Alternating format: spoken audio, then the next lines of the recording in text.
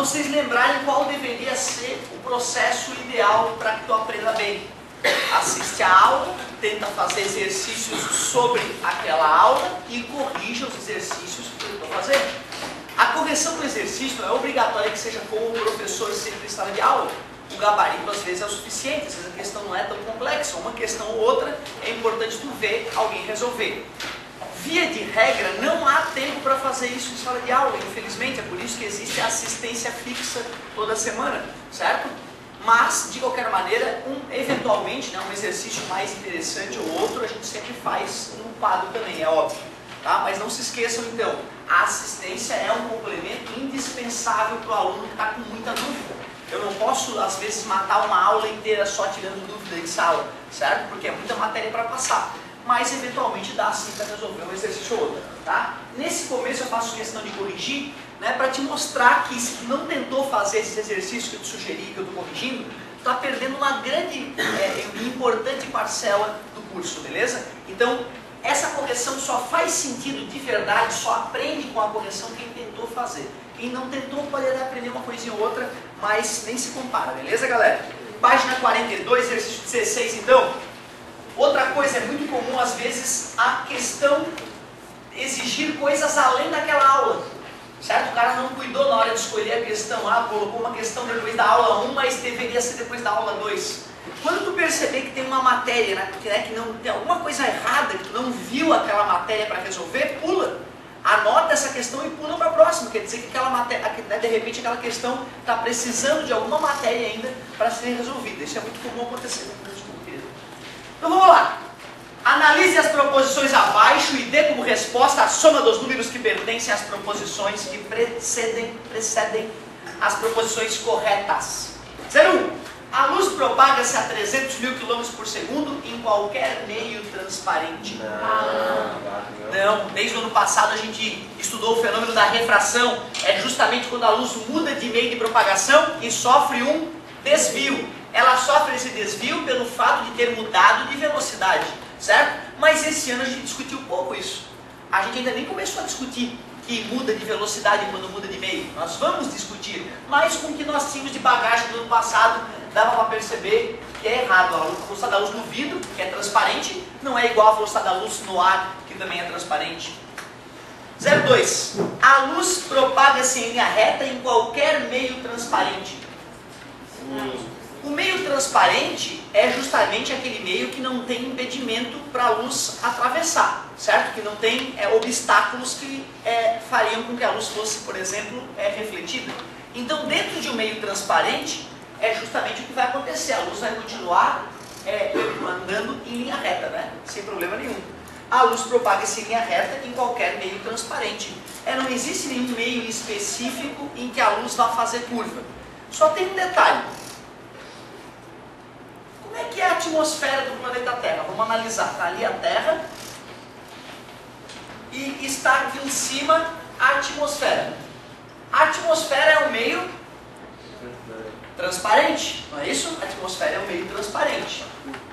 Considerando que esteja um dia perfeitamente sem nuvens. Né? Se tiver nuvens, pode ficar opaca a atmosfera, beleza? Certo? Às vezes não dá para ver o sol. Naquele momento em que tu não consegue ver o sol durante o dia, é porque a atmosfera está opaca. Concordas comigo?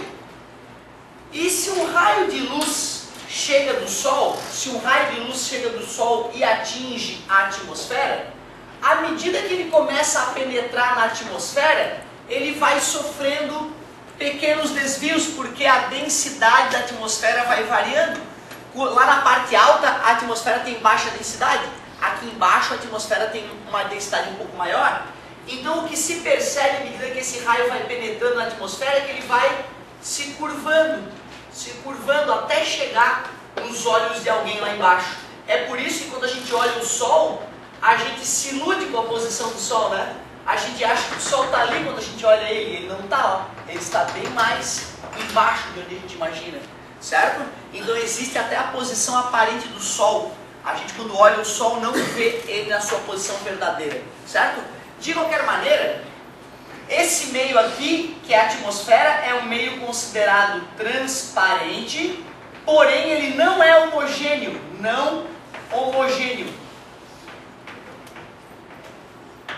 que seria algo homogêneo, galera? Que tem a mesma constituição em cada parte, não é? Pega um pouquinho da atmosfera na parte de baixo, pega um pouquinho da atmosfera na parte de cima, tem exatamente a mesma constituição. E não é assim a atmosfera, né? Então isso faz com que, na verdade, o raio não caminhe em linha reta lá. Ó. Eu quase assinalei como verdadeira essa questão. Aí me lembrei da atmosfera. A atmosfera é um contra-exemplo, certo? Mas tu vê, a gente estudou refração já esse ano? Não. Isso aqui que está ocorrendo quando a luz sai do vácuo e entra na atmosfera é a refração. Então, tu vê, não seria de repente o momento ideal, né, para falar disso. Porém, com a lembrança do ano passado, de repente, o aluno poderia sair dessa enrascada. Ótima essa aqui. A luz propaga-se em linha reta em qualquer meio transparente e homogêneo. Se tivesse o E homogêneo, poderia assinalar. Faltou o homogêneo, a gente teve que dizer que está errado em função da atmosfera, que é um contra-exemplo. Perigosa essa linha, meu Deus. O caminho seguido por um raio de luz entre dois pontos dados não depende do sentido em que ele é percorrido.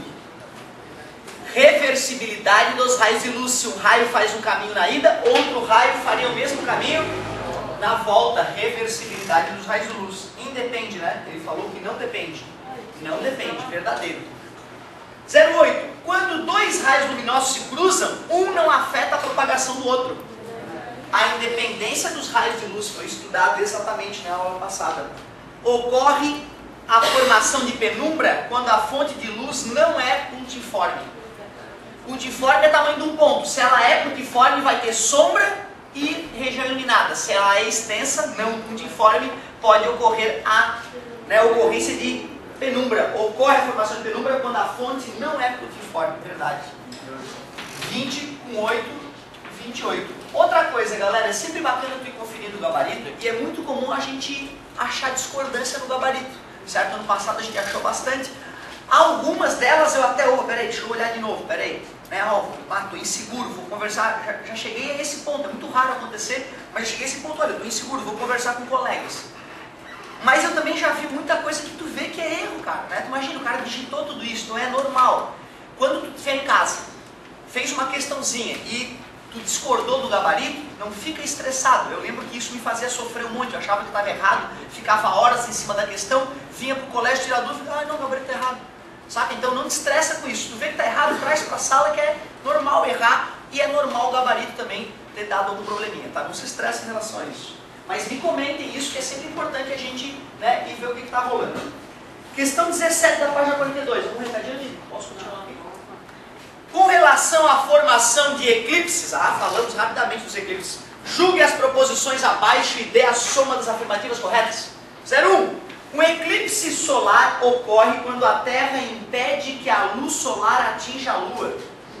Não, se a luz solar não atinge a Lua desaparece. Aí é eclipse lunar, certo? Então isso aí que ele falou é eclipse lunar, bobão. O eclipse solar ocorre quando a Lua impede que a luz solar atinja a Terra. É quando a Lua se enfia entre o Sol e a Terra. Aí a luz do Sol não atinge a Terra, fica uma sombrinha pequenininha em cima da Terra, que alguns poucos privilegiados vão poder curtir. Show de bola! O eclipse solar ocorre quando a Lua impede, é isso aí. Um eclipse lunar ocorre quando a Terra impede que a luz solar atinja a Lua. Aí a Lua vai desaparecer ou ficar super avermelhada, né, devido a um fenômeno que é a difração que nós veremos futuramente. Legal. Um eclipse lunar ocorre quando a Lua impede que a luz solar atinja a Terra. Não, isso é eclipse solar, não é lunar. 16. Um eclipse solar só pode ocorrer durante a fase da Lua nova. Não lembro, de cabeça eu não lembro, tu vê, cara, apesar de dar aula há anos, eu não tenho a coisa pronta na minha cabeça, eu sempre tenho que raciocinar para responder. Sol, Terra e Lua, girando em volta da Terra. Sempre tem metade da Lua que está voltada para o Sol, iluminada, certo? Lua cheia para quem olha da Terra, né? Então aqui é Lua cheia para quem olha da Terra. Aqui depois ficou Lua minguante. Aqui seria... Não, desculpa. Não tá certo. Lua nova, Lua minguante. E lá de cima é Lua crescente. Se eu tivesse um eclipse lunar aqui na nossa frente, que agora a gente poderia parar um pouquinho para ir lá ver? Ah, se tivesse, eu acho que porque tá até longe. Não, né? Eu sempre recebo e-mails do pessoal da Olimpíada Brasileira de Astronáutica e Astronomia, e eles sempre comentam quando vai ter alguma confluência astrológica legal. Aí tipo assim, eles avisam, ó, hoje vai dar para ver Marte e Vênus a tal horas no horizonte em tal lugar. Né? Bem legal. Então, sempre que acontece algum fenômeno, seja eclipse, mesmo quando não é eclipse, né? Qualquer avistamento de planeta, eles sempre avisam. Certo? E pode deixar que se for acontecer alguma coisa legal, eu aviso vocês para que se alguém tiver uma posição legal, poder ver, certo? Outra coisa que vale a pena para quem tem celular Android é aquele Google Sky Map, né? É um programinha grátis que tu baixa lá no Android Marketing e que ele dá a posição das estrelas de acordo com o GPS do celular. Então tá numa noite estrelada numa praia, tu pega o celular, liga o Sky Map, que estrela é aquela ali? Tu aponta o celular para aquela região e tu vai ver que estrela é aquela que tu tá vendo, cara. É foda. Aí tu assim, quando é que será que o Sol está agora? O Sol se pôs lá, ele deve estar para lá, tu pega o celular, mira em direção lá, tu vê onde é que está o Sol naquele momento, todos os planetas, certo? Então Google Sky Map é grátis para quem tem algum celularzinho Android, roda bem legal e é mágico numa noite estrelada. Eu achava que não funcionava, quando eu baixei o negócio eu achava que não funcionava. Aí eu peguei Cruzeiro do Sul, que é clássico de identificar, né? Deixa eu ver, certinho, cara, Cruzeiro do Sul, dá zoom, tira zoom. É bem legal, tá? Então depois é uma dica interessante para tu curtir e até entender um pouco mais o movimento, né, dos corpos celestes. Galerinha, ele estava perguntando o seguinte, estávamos na 16, um eclipse solar só pode ocorrer durante a fase da lua nova. Eclipse solar é o sol que vai desaparecer para quem vê da Terra, né? Porque a lua vai se colocar entre eles, gerando uma sombrinha ali na Terra. Então com certeza só pode ocorrer na lua nova, que foi o que a gente tinha visto na aula passada. Um eclipse lunar só pode ocorrer durante a fase da lua cheia. O eclipse lunar é quando a lua vai desaparecer no céu. Por quê? Porque a luz do sol não consegue atingir ela porque a Terra está alinhada. E quando é que não é eclipse, professor? É porque ela simplesmente não está perfeitamente alinhada. Lembrem-se que a Lua e a Terra são pequenos comparado com o Sol. Então qualquer idinha para um lado ou para o outro não fica alinhado e a Lua fica completamente iluminada como ontem estava. Né? Vocês devem ter visto, a Lua ontem estava magnífica. Então realmente, eclipse lunar só em lua cheia, verdade. Ficamos com 20, 54. De bola.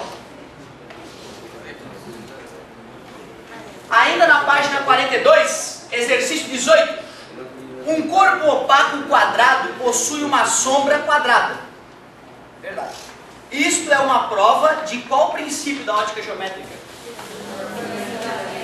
Isso, a propagação retilínea da luz. Parabéns, a propagação retilínea da luz. Ou a luz em linha reta.